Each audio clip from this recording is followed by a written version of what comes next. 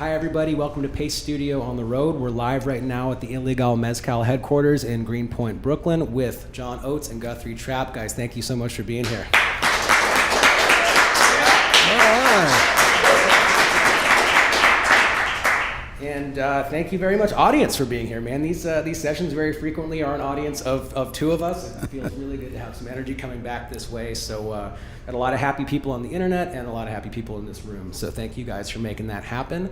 Yeah. And we're about to share a lot of your music with the internet right now. What do you feel like playing first today? Well, hello out there in the virtual world. Thanks for joining us.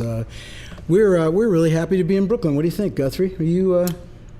Where's your microphone, man? More than happy to be here. This is a professional show, folks. Don't try this at home. All right. Yeah, we don't have a hotel room, so if there's anybody out there that wouldn't mind us crashing at their house, that'd be awesome. Just email Pulse or wherever we're at here. Paste. Yeah. Just email Paste, and we'll see you guys There's tonight. tapestries right there and a very comfortable couch, Guthrie, if you want. I'm sure they wouldn't object. Perfect. That's going to work out just fine. Thanks. All right. Well, no, seriously, it's great to be here. We were together a couple of years back. I think it was quite a while, right? Yeah, 2018, back when we were in the Manhattan Center, right above the Hammerstein Ballroom. Yeah. Wow. Wow. All right. Well, lots happened since then, but we're still here, right? That space is toast. It doesn't exist anymore. This is the only version of the Pace Studio, so we just pack it up, put it in cases, and build it in different cities every week. We're going to Austin next, then Boise, then Oh, you know Tahoe. what? That's a great idea. That's very cool. Yeah. Very cool. All right. Well, thanks for having us, and we've got some beautiful borrowed guitars from Gibson, and very, very nice that Gibson would lay these amazing instruments on us. So I guess we should play something, huh? Is that the idea? That'd be great, man. What do you guys feel like doing first today? Speaking of 2018, when I was with you guys last, I had an album. We did an album together with a Good Road band called Arkansas, and I might have played the same song then, but we're going to do it again. It's Arkansas. Here we go.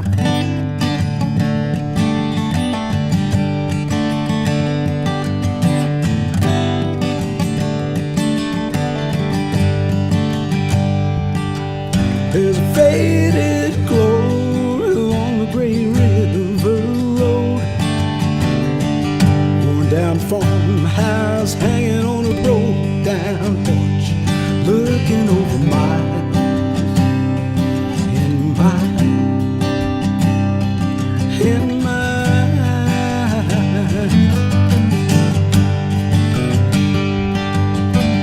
walk along the levee silhouetted by a crescent moon. When the sun starts rising, hitting 90 before the clock strikes noon. Don't you know, days and nights, dreams drift slowly by.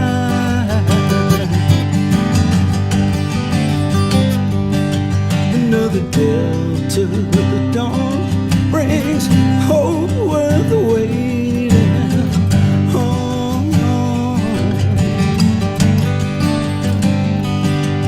Where that old man river flows, there's so white cotton fields of Arkansas. Oh yeah. There's a long black train running on the southbound track. That distant whistle blowing when it calls you back to that hard-hit heartland, along the muddy shore,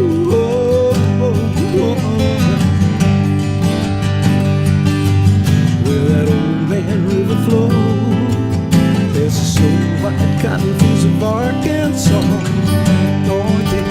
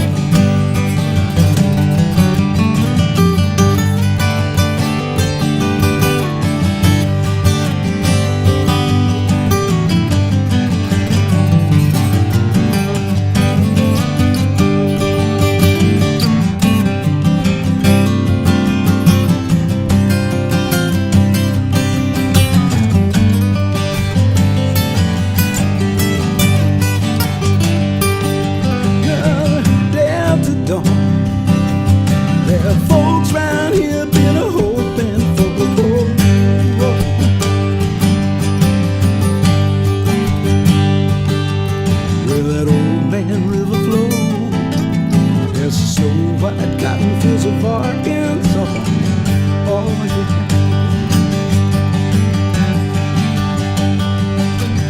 Watch it, old man river flow. Watch it, old man river flow. That snow white cotton fields of Arkansas.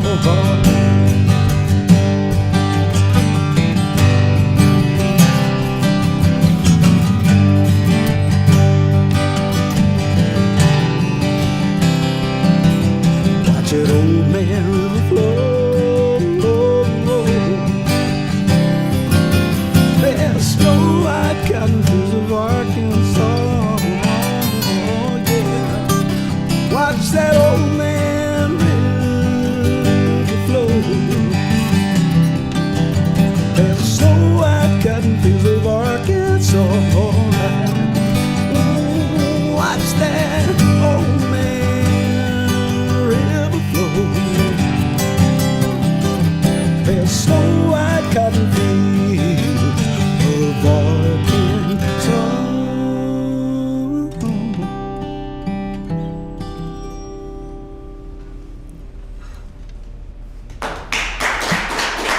All right.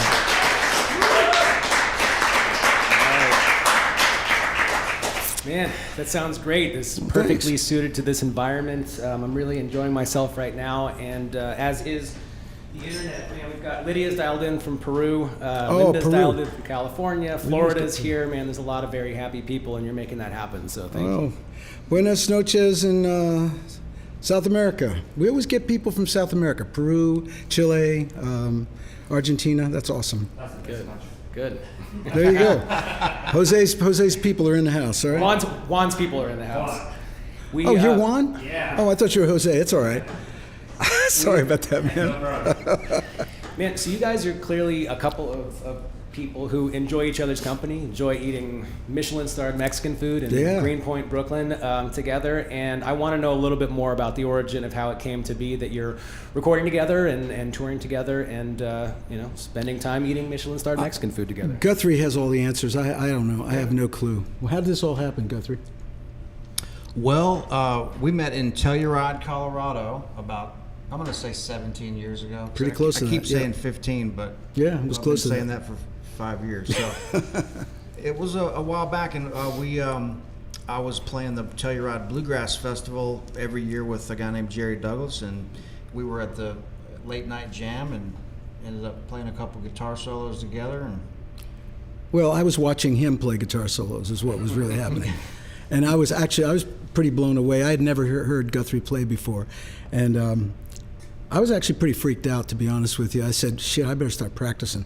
And I had this electric guitar, and maybe I had a couple Ripley Pipleys that night. And I said, here, man. And I just handed him this guitar. I said, take this. I said, I'll never play it as good as you. You might as well take it. And he didn't want it. What'd you say? John said, he goes, man, I don't know who you are, but I'm giving you my guitar. And I said, I don't know who you are either, but I'm not taking it. And then Sam Bush and Jerry Douglas were standing behind him going, take it, take it, take it. So, And I didn't realize, I wasn't raised on a lot of pop music, and so I really didn't know who John was at that time. And of course, I've heard those songs before, but then when we jammed the next day, I went to his condo and we sat down just like this and played a couple acoustic guitars. And my upbringing of a lot of acoustic music and bluegrass and folk music and singer-songwriters, and I didn't realize that he was a huge fan of Doc Watson and all these guys so it kind of came together in kind of a cool we way. realized we had a lot more in common than we might have thought at first, and that's what we build on. My roots, before I met Daryl and before we started working together, my roots were, actually American roots music, whether it be Delta blues, bluegrass, swing, ragtime, folk, whatever it might be. And so when Guthrie and I realized we had a lot of the same influences, we just kind of bonded and we started developing. Exactly what he's doing on that thing. He makes me a lot better, trust me. Well, you know what? Let's play a Doc Watson song. For sure. All right? How about that? Sound good? Yeah, perfect. Thank All you. right. So Doc Watson, one of our mutual heroes, right? One of the greatest of all time, without a doubt. And we'll just play one of the great Doc Watson classics and hope to do it justice. Doc, if you're listening, don't listen too closely. All right.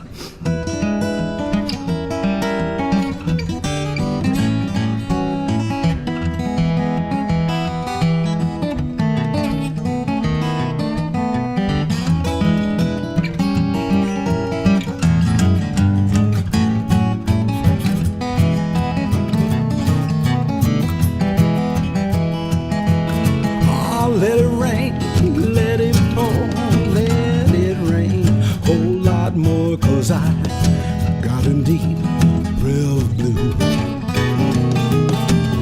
Let the rain drop right on, let the waves sweep along, 'cause I got a deep river blue.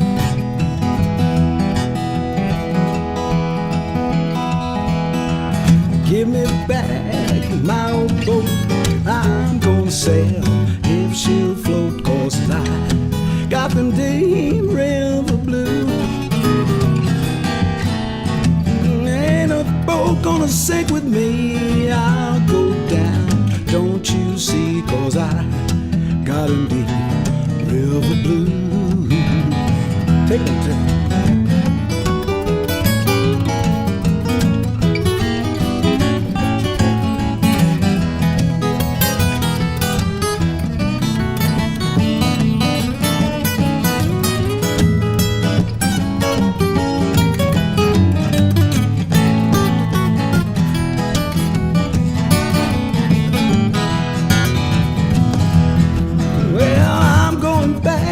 muscle shows, times are better there, I'm told, 'cause I got them deep river blue.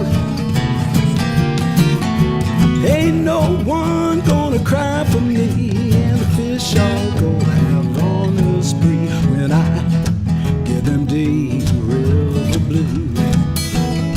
One more time, say it.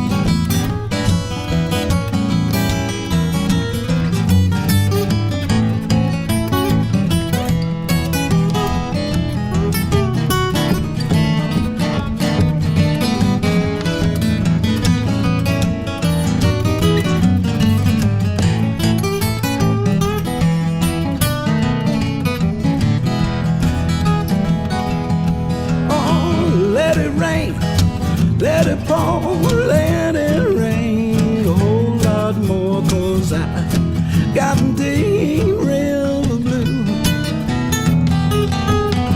Let the rain drop right on, let the wave sweep along, 'cause I got them deep river blue. 'Cause I got them deep.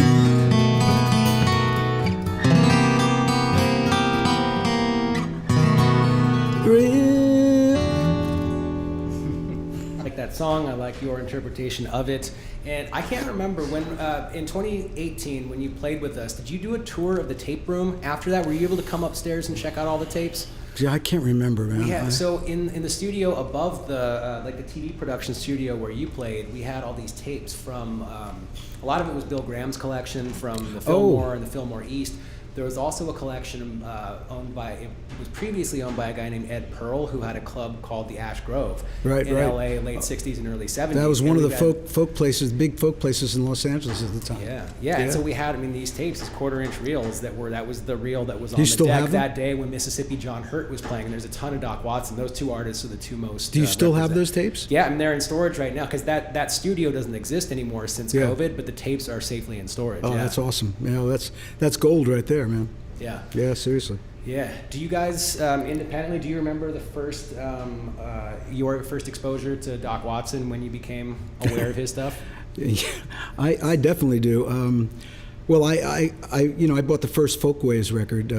It's called Doc Watson, and I studied that record, night and day. Learned every song, and then I was lucky enough to have a guitar teacher in Philadelphia named Jerry Ricks, who when Doc and Merle and Mississippi John Hurt and Sonny Terry and Brownie McGee, they would come to Philadelphia to play the folk festival or the coffee houses. They would come to my guitar teacher's house and sleep on the couch or whatever. So I got a chance to learn firsthand from a lot of those guys. And I remember one time I was there, and my friend Jerry said, "Hey, Doc and Merle are playing at the Main Point Coffee House. You ought to go see them." And I went, and I got to play with them downstairs in the little basement dressing room. And on the way home, I took a train back to downtown Philadelphia, and I had my guitar with me, and I got jumped on the street by 3 kids. And they were swinging me around in the street. They had one guy had my hair, and the other guy was grabbing my guitar. And then this guy came out of his house with a hammer, and they ran off. And that's one of my big memories. I am so glad I asked that question. That story. I don't tell that story very often, but there you go. Good Lord, mine's not anywhere near that interesting. I just had been hearing Doc Watson since I was born because of my mom and dad were huge. They didn't play, but they were huge music connoisseurs, and then my uncles were.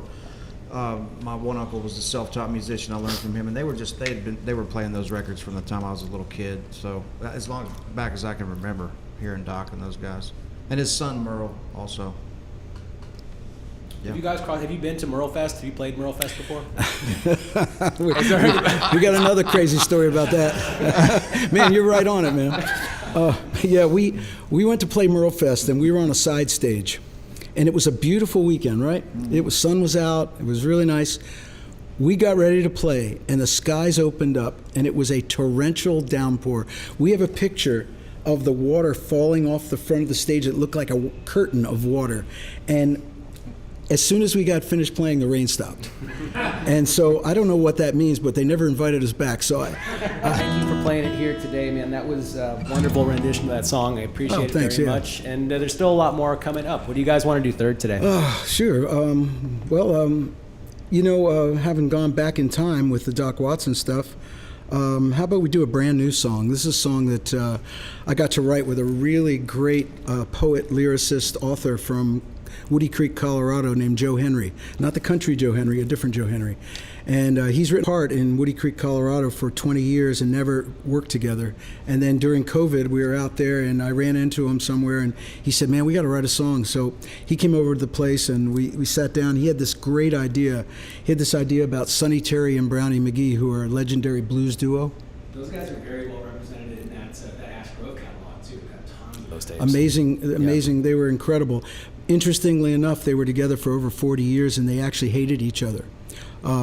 They never spoke, and the only thing they did together was play music. And as they got older, one of them lost their other because they actually needed each other to even get on stage. And he told me that story, and I went, wow. I said, man, there's an idea for a song. So the song's called Sonny Terry and Brownie McGee, but it's not really about them. It's really about cooperation. It's about trying to help, just trying to lend a helping hand, I guess. It's maybe I should. I'll be there for you. You'll be there for me. We're all just passing through, yeah, trying to be the best that we can be. When you're stumbling through the darkness, reach out and open up the door.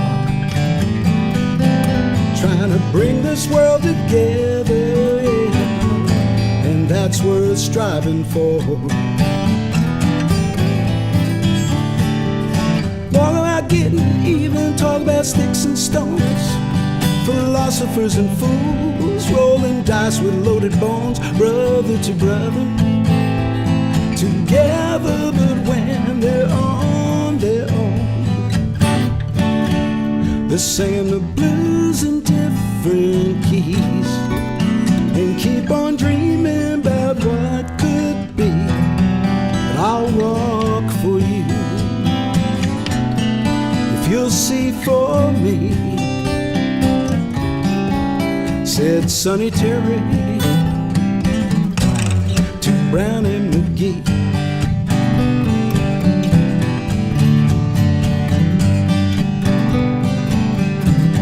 kindness of the heart is just a measure of a man. Stop saying it can't be done, no, no. Start saying yes it can. When you're stumbling through the darkness, reach out and open up the door. Trying to bring this world together, yeah, and that's what we're striving for. Long after leaving, then the truth is gone. Ain't no logic and no reason for this carrying on. Been a long dark night, gonna wake up to a brighter dawn. Just keep holding on and singing the blues in different keys, and keep on dreaming about what could be. But I'll walk for you if you'll see for me, said Sonny Jerry to Brownie McGee.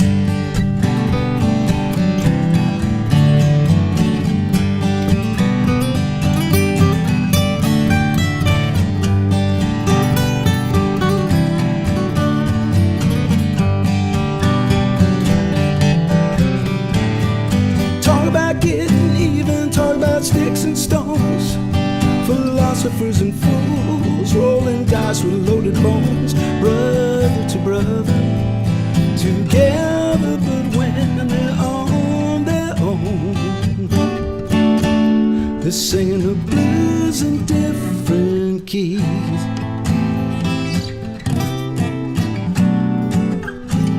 Together forever that they would be.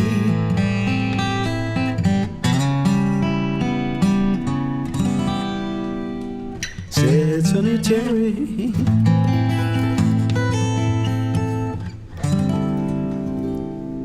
to Brownie McGee.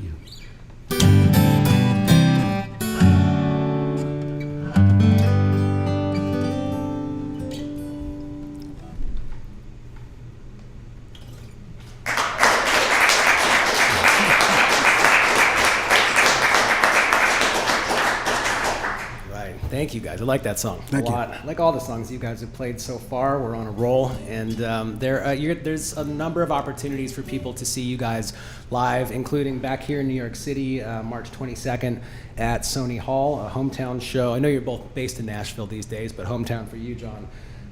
Can we talk a little bit about what that show is going to look like? What do people see at the evening of Songs and Stories with John and Guthrie? I think you're looking at it.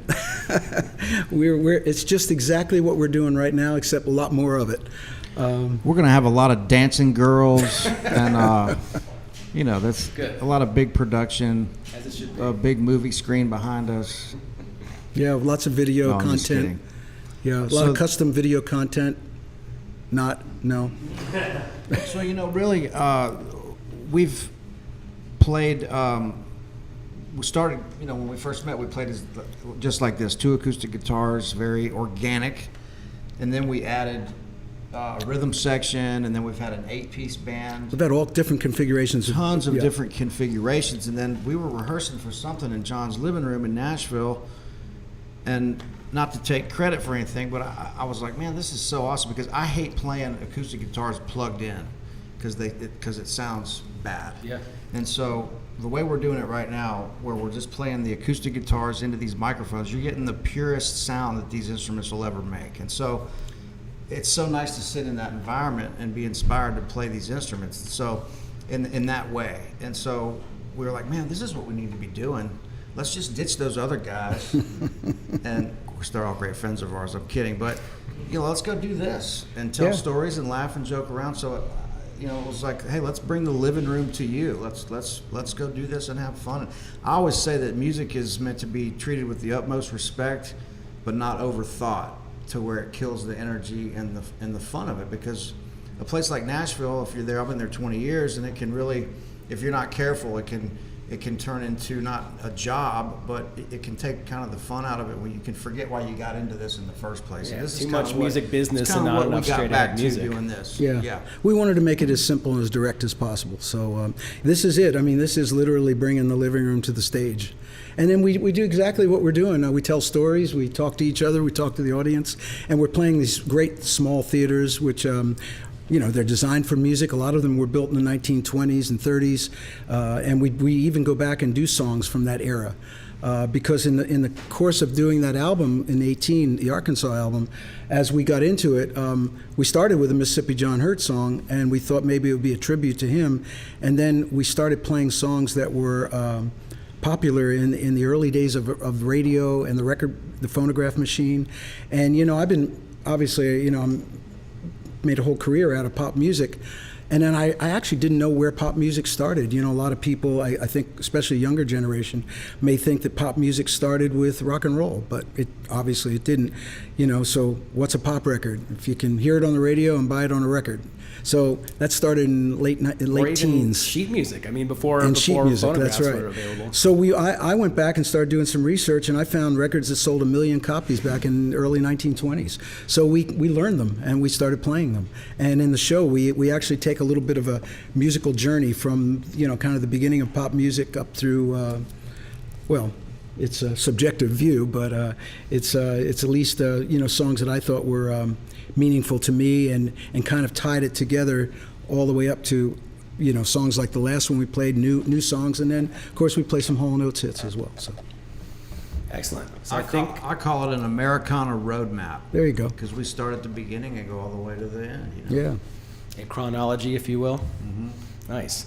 Well, I am very much enjoying the mini version of the Songs and Stories show that you're doing for us here today. Have a great one, March 22nd at Sonny Hall. And there's a lot more dates as well, which I'm sure are Yeah, we're on the playing all internet. over the Northeast. We're playing Laconia, New Hampshire. We're playing Phoenixville, PA, which is outside of Philly. Laconia, New Hampshire, I believe is on the 18th, and then the 19th in, where are we? Norwood, Mass, and then Ridgefield right after that on the 20th. And then, as you said, New York 22, and then Bethesda, Maryland. I can't believe I actually remember these dates. That's pretty good.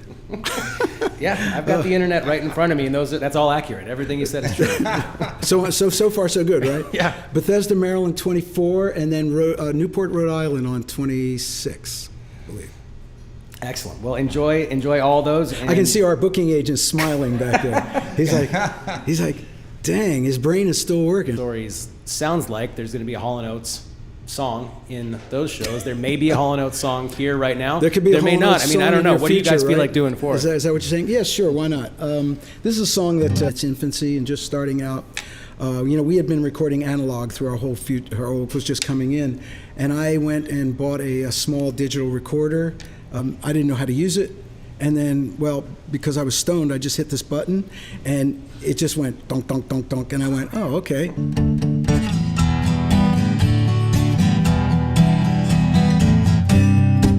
We go, waking up out in the sun, ties that are broken can often be won.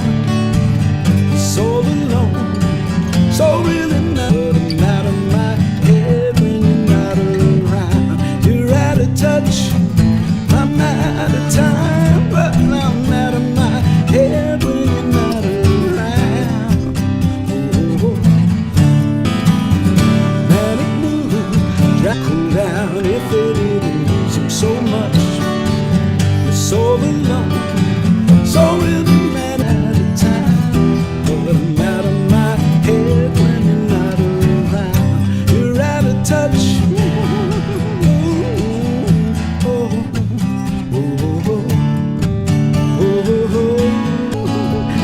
Touch at a time,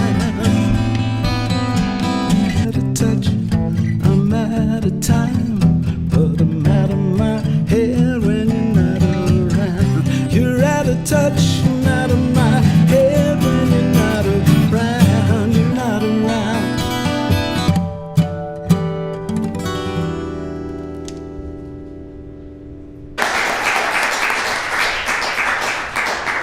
All right, guys, thank you. I'll keep it as dog-friendly as possible, right. Michelin-starred Mexican food friendly. That is it. We did it. Woo! Tell it to stop to stop streaming. It hasn't maybe stopped streaming, maybe